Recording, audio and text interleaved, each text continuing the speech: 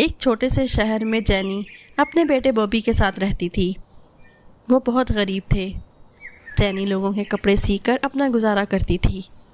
ایک دن بوبی باہر جا رہا ہوتا ہے کہ ایک ٹھیلے سے دو آدمی کچھ لے کر کھا رہے ہوتے ہیں۔ جب ان سے کھایا نہیں جاتا تو وہ وہیں پھینک دیتے ہیں۔ ایسے لوگوں کو زیادہ کھانا کیوں دیتے ہیں جنہیں اس کی قدر نہیں ہوتی، اور ہم غریبوں کو اتنا کھانا بھی نہیں ملتا کہ ہم اس سے اپنا پیٹ بھر سکیں۔ بوبی کو بہت بھوک لگی ہوتی ہے۔ اس نے صبح سے کھانا نہیں کھایا تھا۔ گھر جا کر اس نے اپنی ماں سے کہا، ماں، مجھے بہت بھوک لگی ہے، کچھ کھانے کو دو نا۔ اس کی ماں کچن میں جاتی ہے اور اسے کھانا لا کر دیتی ہے۔ ماں، بس اتنا سا کھانا؟ بیٹا بس آج اتنا ہی کھانا ہے، گزارا کر لو۔ کوئی بات نہیں، میں اس سے ہی پیٹ بھر لوں گا۔ آپ نے کھانا کھایا؟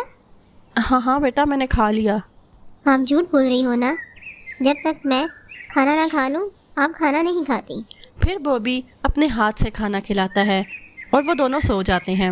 اگلی صبح جینی اٹھ کر کپڑے سینا شروع کر دیتی ہے۔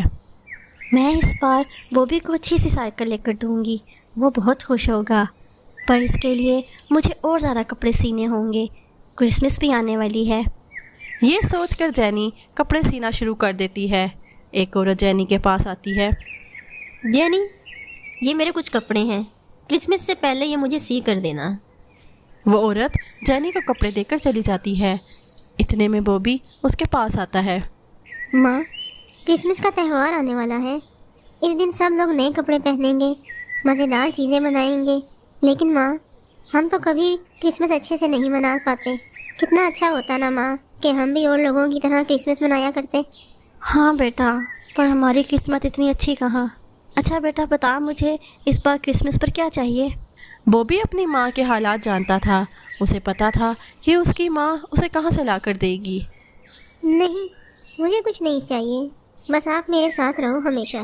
جینی اپنے بیٹے کو ہمیشہ بڑے اسکول میں بھیجنا چاہتی تھی، پر اس کے پاس اتنے پیسے نہیں تھے کہ وہ اپنے بیٹے کو اسکول داخل کرا سکے۔ اس لیے وہ دن رات محنت کر کے لوگوں کے کپڑے سیتی۔ وہ کرسمس پر اپنے بیٹے کو سائیکل لے کر دینا چاہتی تھی۔ اس کے لیے پیسے اکٹھے کرنے میں لگی ہوئی تھی اور وہ سارا دن کپڑے سیتی رہتی۔ وہ بھی اپنی ماں کو کام کرتا دیکھ کر بہت دکھی ہوتا ہے۔ پتہ نہیں کچھ لوگوں کے پاس اتنے پیسے ہوتے ہیں کہ وہ چیزیں ضائع کرتے ہیں، اور کچھ لوگوں کے پاس اتنا کھانا بھی نہیں ہوتا کہ وہ پیٹ بھر کر کھا سکیں یا تہوار کے لیے نئے کپڑے بنا سکیں۔ ماں، بہت رات ہو گئی ہے، باقی کام کل کر لینا۔ پھر وہ تھوڑا بہت کھانا کھا کر سو جاتے ہیں۔ پھر اگلی صبح جلدی اٹھ کر جینی لوگوں کے کپڑے سینے لگ جاتی ہے۔ جب وہ سب کے کپڑے سی لیتی ہے تو کہتی ہے، اتنے پیسے تو مل ہی جائیں گے کہ میں بوبی کے لیے ایک سائیکل اور نئے کپڑے لے سکوں۔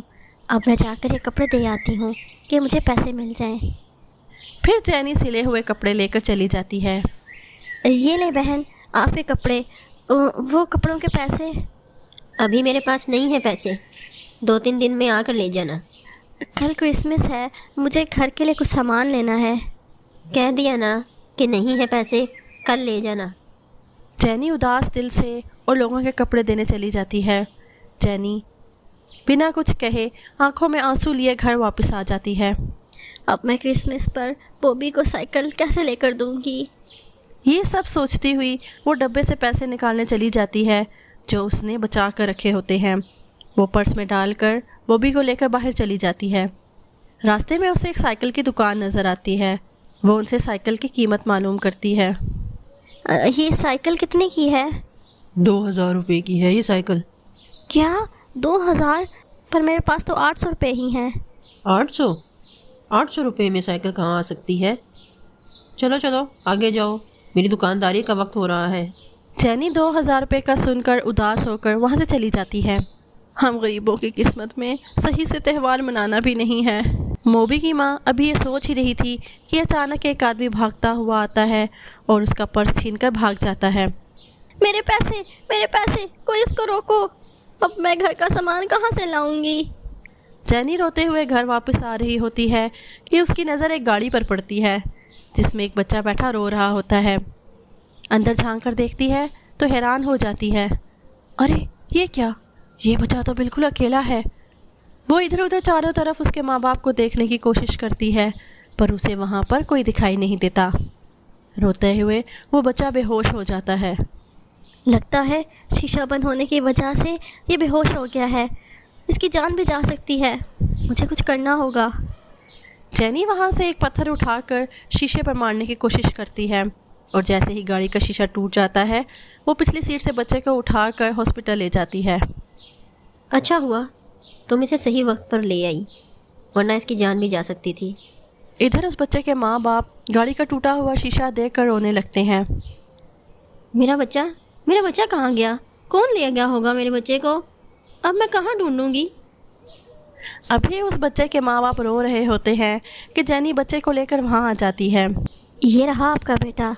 वो औरत जेनी को देखकर पहचान जाती है कि ये तो वही है जो सुबह उसे कपड़े सीकर देकर गई थी।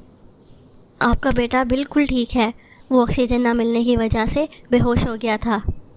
फिर वहाँ पर खड़े बाकी के लोग इस औरत को बताते हैं कि कैसे उसने गाड़ी से बच्चे को निकाल कर डॉक्टर के पास लेकर गई। मुझे माफ़ कर दो, मुझे तुम्हारा मसला समझना चाहिए था। जैसे हम लोगों के लिए त्यौहार ज़रूरी होता है, वैसे ही आप लोगों के लिए भी ज़रूरी है। मेरा सर शर्म से झुका दिया है। नहीं, आपको शर्मिंदा होने की ज़रूरत नहीं, बस दूसरों का एहसास होना बहुत ज़रूरी है। अगली सुबह वो औरत साइकिल लेकर जेनी के घर पहुंच जाती है और बहुत अच्छे कपड़े लेकर आती है। वाह, इस बार तो हमारी क्रिसमस भी बहुत अच्छी होगी। हाँ बेटा, इस बार हम क्रिसमस बहुत अच्छे से मनाएंगे। मज़ीद अच्छी स्टोरीज़ के लिए हमारे चैनल को सब्सक्राइब कर दें और साथ दिए गए बेल आइकन को भी प्रेस कर दें ताकि हमारी आने वाली हर नई स्टोरी आप तक सबसे पहले पहुंच सके। और साथ ही साथ हमारी वीडियोस को लाइक और अपने फ्रेंड्स और फैमिली के साथ शेयर कर दें। Thanks for watching.